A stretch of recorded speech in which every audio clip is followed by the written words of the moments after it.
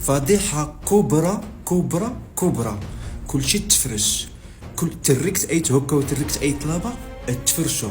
الموقع اكس اللي كان تويتر شحال هادي دار واحد الميزاجور جديده. هذيك الميزاجور يمكن لك تشوف جميع الحسابات، شكون هما ليهم البلد ديالهم وفين تصيبوا هذوك الحسابات والاصل ديالهم.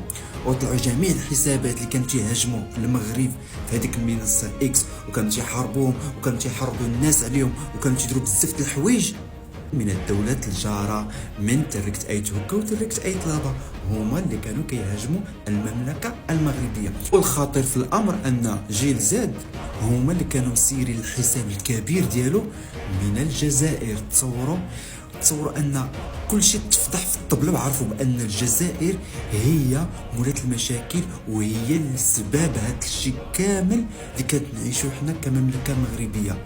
وكاينين واحد الدويلات بحال دوله قطر اللي حتى هي لقاو حسابات اللي تدار الاداره ديالتها من عندهم، وتم تكرموا في بلاصتكم. تركت اي هكا وتركت اي طلبه. راه المملكه الشريفه شريفه، الطيحوا الطيحوا. باي.